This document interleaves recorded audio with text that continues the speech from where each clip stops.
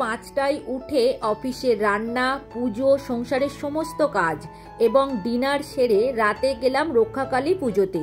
তো রাধে রাধে বন্ধুরা, শুভ সকাল। তোমরা কেমন আছো? আশা করি তোমরা যে যেখানে আছো সবাই খুব খুব ভালো আছো। এখন তো গরমকাল পড়ে গেছে, গাছে খুব সুন্দর ফুলও ফুটেছে। দেখো এখানে ঘাস ফুল ফুটেছে দুটো, মানে এটা 9 o'clock আমরা বলি, আবার অনেকেই ঘাস ফুল বলে। তো ভোরবেলায় আজকের ঘুম থেকে উঠেছি, ওই 5:45 মতো বাজে, তখনই উঠে পড়েছি। তো 6টার থেকেই পরপর কাজগুলো আমি শুরু করে দিয়েছি। আজকের শনিবার, সকাল এখন 6টা মতো বাজে।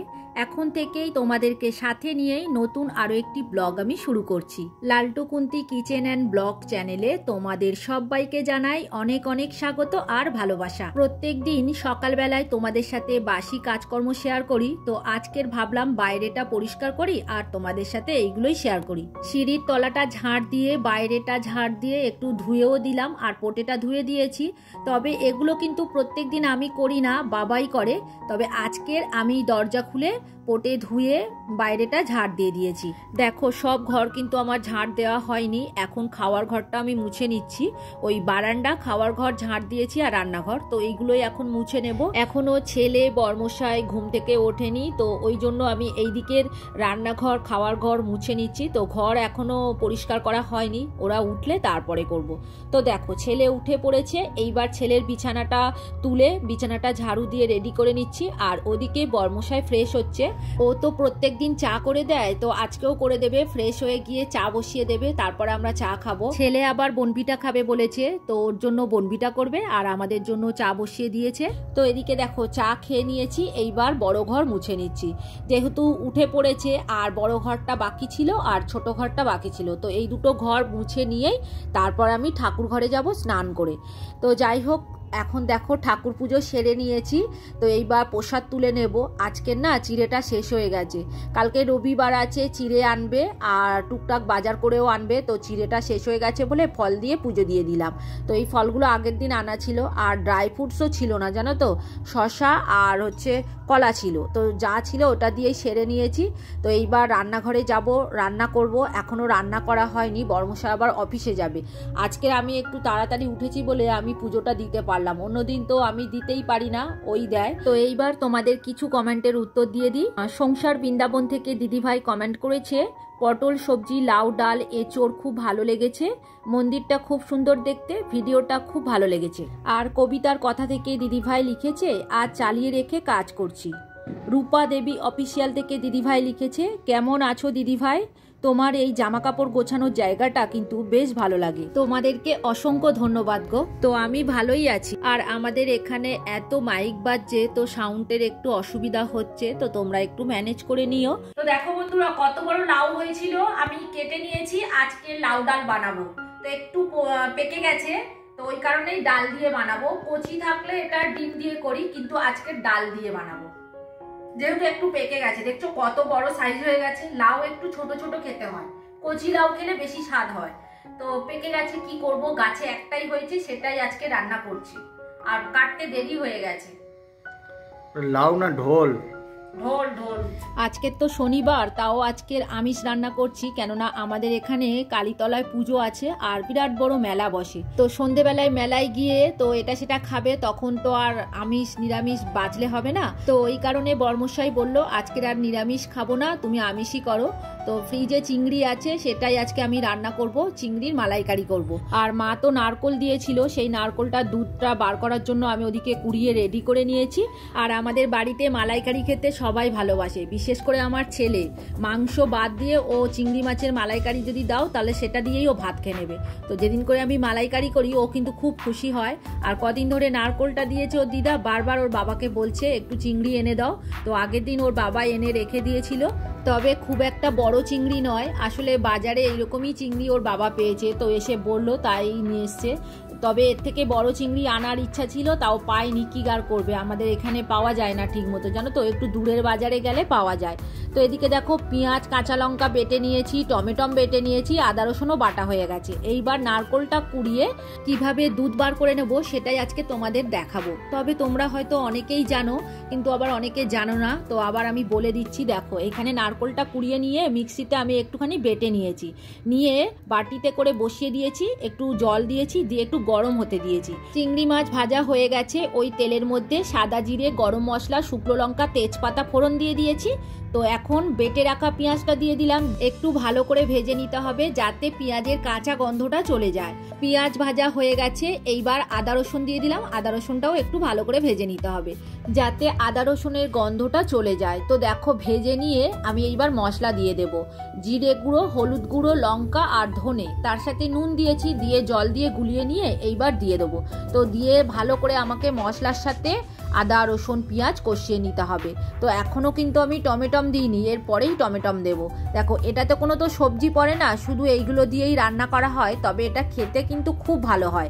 এইবার বেটে রাখা টমেটমটা দিয়ে দিলাম, এবারও আমাকে ভালো করে ভেজে নিতে হবে যাতে টমেটমের কাঁচা গন্ধ চলে যায়। ওদিকে নারকোল কোড়াটা গরম জলের মধ্যে ভিজিয়ে রেখেছিলাম আর তারপরে ভালো করে চটকে নিয়েছি। এইবার দেখো ছাঁকুনি দিয়ে ছেঁকে দুধটা আমি দিয়ে দেবো।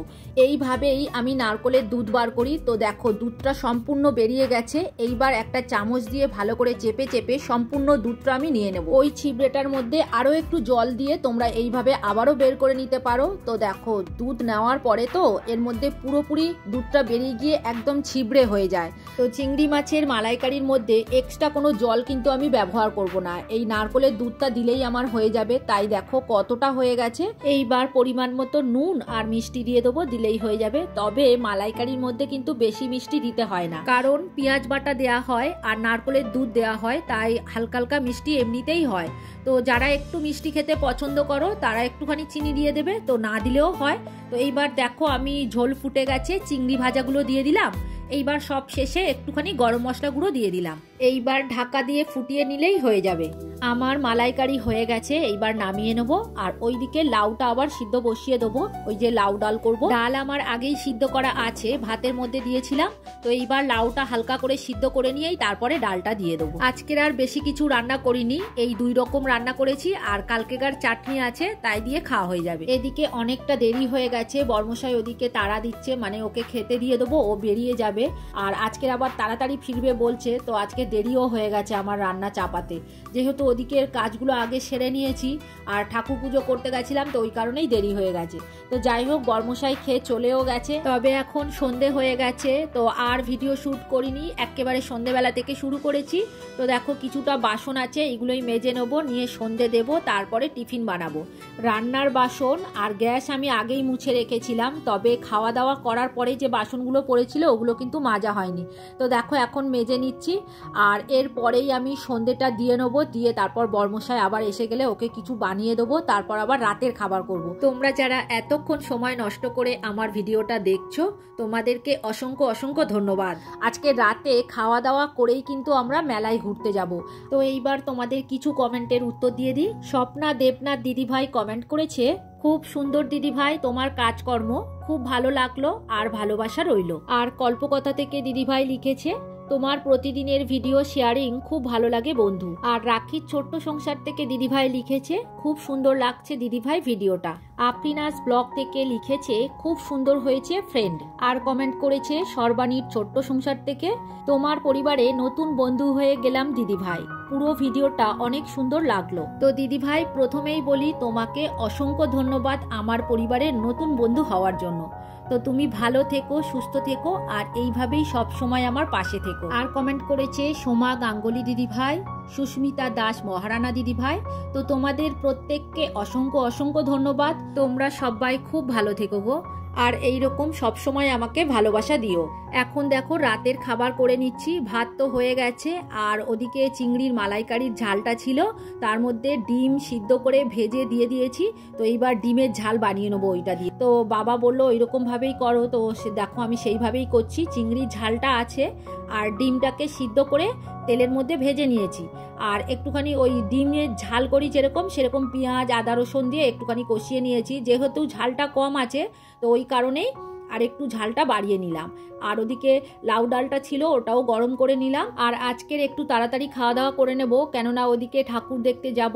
আর ছেলে বেরিয়ে গেছে ওর বন্ধুদের সাথে, তবে আমাদের সাথে আবারও যাবে। এদিকে আমার ডিমের ঝাল হয়ে গেছে, এখন একটুখানি গরম মশলা দিয়ে ঢাকা দিয়ে ফুটিয়ে নেব। সন্ধেবেলার দিকে ঠাকুর আসে তো তখন প্রচণ্ড ভিড় হয়, ওই কারণে আমরা যাই না, একটু রাত করে যাই, মানে ওই 11টা সাড়ে 11টা ওই সময় আর কি যাই। ঠাকুর আসার সময় রাস্তা তো বন্ধ করে দেয়, ঘোড়ার গাড়ি আসে 6-7টা, আর বাজি ফাটিয়ে মাকে আনা হয়, আর রাস্তায় প্রচণ্ড ভিড় হয়। ওই জন্য ঠাকুর আসার সময় কিন্তু আমরা যাই না, একটু রাত করেই যাই। তো এদিকে দেখো আমাদের ভাত বেড়ে নিয়েছি, ছেলে চলে এসছে, 3 জনার ভাত বেড়ে নিয়েছি, আর বাবাকে রুটি দিয়ে দিলাম। বাবা আজকে এই ডিমের ঝাল দিয়ে রুটি খাবে বলেছে, আর খেয়ে বলছে খুব সুন্দর হয়েছে, মানে ডিমের ঝালটা খেতে খুব ভালো লেগেছে, সেটাই বাবা বলছে আর কি। আর ভাত খেতে বললাম বাবা তাও বললো আমি খাবো না। আর সত্যি ডিমের ঝালটা আজকে খুবই সুন্দর লেগেছে অন্য দিনের থেকে, যেহেতু আজকে একটু রিচ করে বানিয়েছি তো ওই কারণে বেশি ভালো লেগেছে। অন্যদিন আমি আলু দিয়ে ডিমের তরকারি করি, তবে আজকে আলু ছাড়াই কিন্তু ডিমের ঝাল বানিয়েছি। তো এখন দেখো মন্দিরে যাওয়ার জন্য আমরা রেডি হয়ে গেছি। রাস্তাতে ঘোড়ার গাড়ি দেখতে পেলাম, মানে ঠাকুর এসেছে, তবে এই ঘোড়ার গাড়িতে করে কিন্তু ঠাকুর আসে না, তো ঘোড়ার গাড়িটা সাজিয়ে আনা হয়, মানে ঠাকুরের সামনে সামনে এই ঘোড়ার গাড়িগুলো আসে। আর দেখো ঠাকুরের কাছে চলে এসেছি, এখানে পাঠা বলির জন্য দেখো ঠাকুরের সামনে থেকে মানে নিয়ে গেল ঠাকুরের কাছে দর্শন করিয়ে, ওদিকে পাঠা বলি শুরু হয়ে গেছে। আর এখন আমরা মেলায় ঘুরছি, তবে মন্দিরের সামনে এখন প্রচণ্ড ভিড়, তোমাদের না দেখালে বিশ্বাস করবে না। তো আস্তে আস্তে আমরা মন্দিরের সামনে যাচ্ছি, আর পাঠা বলি হচ্ছে ওই কারণে এখন ব্যারিকেড করে দিয়েছে, মানে এদিকের লোক ওদিকে যেতে পারছে না, ওদিকের লোক এদিকে আসতে পারছে না। আর রাস্তাতে তো নো এন্ট্রি করেই দিয়েছে, মানে সন্ধ্যের আগে থেকে বিকাল থেকে এখানে গাড়ি যাচ্ছে না, শুধু মানুষ যাচ্ছিল, তাও এখন বন্ধ করে দিয়েছে। দেখেছো কত মানুষ দাঁড়িয়ে আছে রাস্তার মধ্যেই। তো যখন পাঠা বলি কমপ্লিট হয়ে যাবে তখনই এই রাস্তা আবার খুলে দেবে। তো কত লোক দেখছো, আগের দিন ব্লগে তোমাদের কিরকম দেখিয়েছি পুরো ফাঁকা এই রাস্তাটা, তো আজকের কত লোক এসছে দেখো মায়ের দর্শন করবে বলে। আজকে সারা রাত পুজো হবে, ভোরবেলা মানে সকালবেলায় ঠাকুরের বিসর্জন হয়ে যাবে। তো এখন রাত 1টা মতো বাজে, তাও কতটা ভিড় রাস্তায় দেখলে।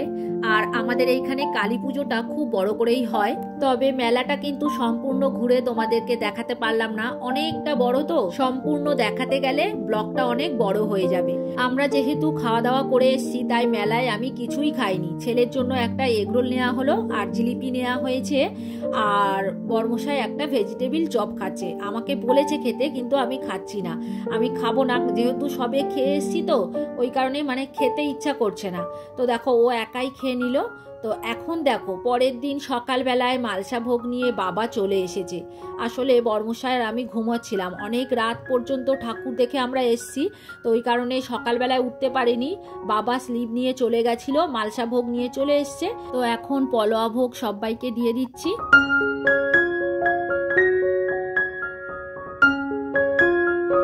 তো আজকের ভিডিও আর বড় করব না, এখানেই শেষ করলাম। তোমরা সবাই খুব খুব ভালো থেকো গো। যারা নতুন বন্ধু হয়ে আমার এই ভিডিওটা দেখছো তাদের আমার পাশে থাকার জন্য অনুরোধ করছি, আর যারা পুরনো বন্ধু হয়ে আমার পাশে আছো তাদেরকে অসংখ্য অসংখ্য ধন্যবাদ আর অনেক অনেক ভালোবাসা রইল।